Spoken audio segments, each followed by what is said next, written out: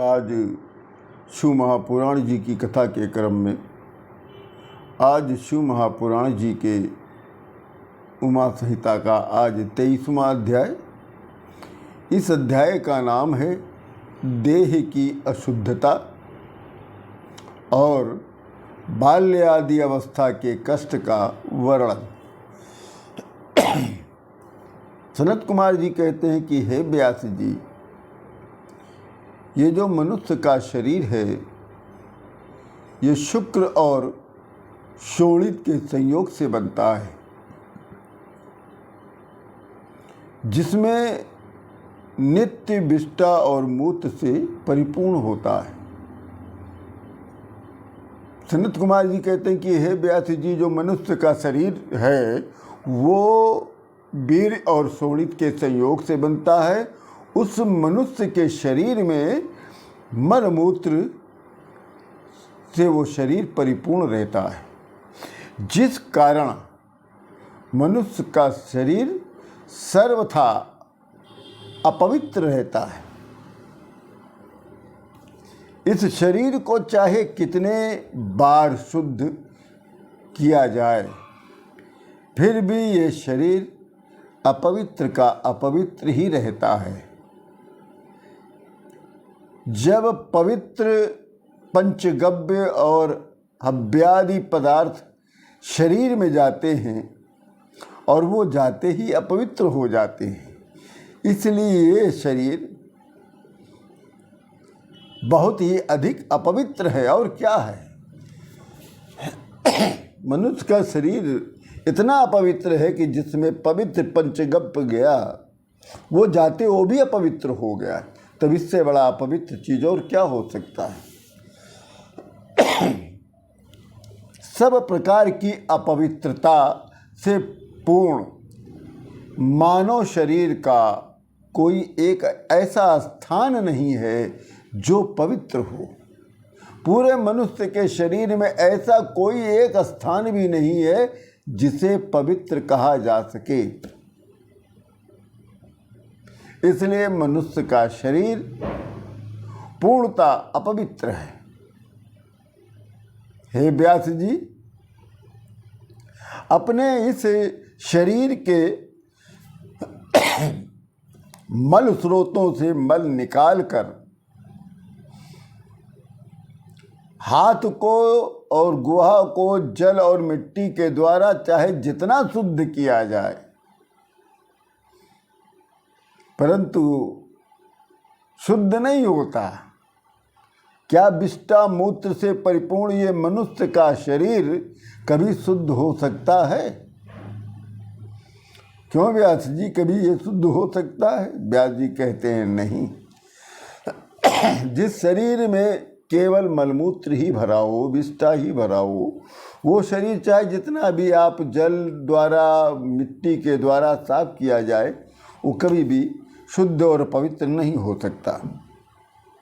तब सनत कुमार जी कहते हैं कि हे व्यास जी, जिस प्रकार से काली वस्तु अनेकों उपाय करने के उपरांत भी वो सफ़ेद नहीं हो सकती, उसी प्रकार से ये मनुष्य का शरीर बारंबार शुद्ध करने के बाद भी ये शरीर शुद्ध नहीं हो सकता, पवित्र नहीं हो सकता है।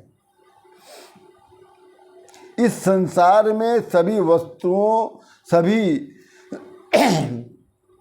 वस्तुओं में मनुष्य का शरीर सबसे अधिक अपवित्र बताया गया है। गंधलेप को दूर करने के लिए शुद्धि की विधि बताई गई है। गंधलेप का दूर होना ही शुद्धि है, इसलिए शुद्ध के स्पर्श होने से शरीर शुद्ध होता है। सर्वेण गागेन जलेन सम्यगम मृत्यु पर्वतेनाप्यथ भाव दुष्टः आजन्म स्नान परो मनुष्यो न शुद्धयतीत्वे वयम बदामः। सनत कुमार जी कहते हैं कि हे व्यास जी, संपूर्ण गंगा के जल से मनुष्य इस अपवित्र शरीर को पवित्र कर सकता है, पर यदि दुष्ट मनुष्य का भाव दुष्टता से भरा हुआ है और वो गंगा के समीप गंगा में स्नान करता है, तब भी वो पवित्र नहीं हो सकता।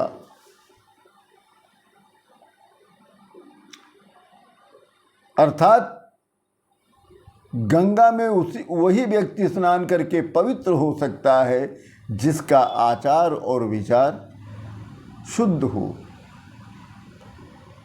ये जो मनुष्य का शरीर है स्वभावतः अपवित्र ही है, पर उस अपवित्र शरीर को ज्ञान प्राप्त होते ही वो शरीर पवित्र हो जाता है। पहला इस शरीर को पवित्र करने का उपाय ये है कि इस मनुष्य शरीर को नित्य,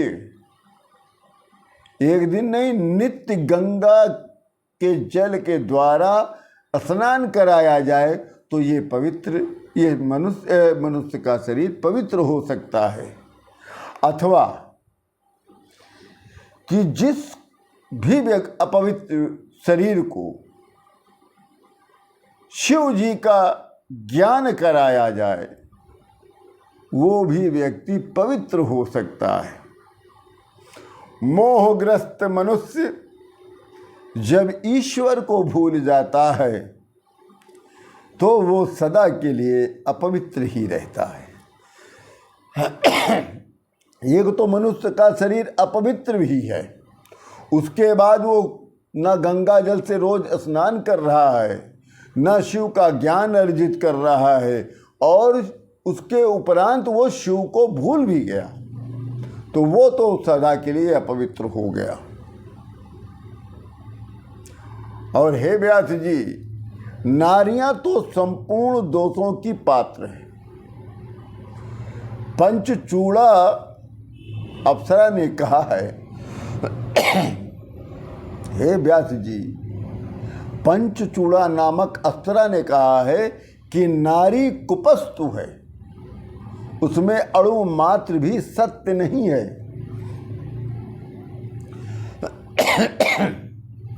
सम्मान, तिरस्कार, प्रिय संगति, वियोग, युवा अवस्था, बुढ़ापे से ग्रस्त है, तो फिर निर्द्वंद सुख कहाँ?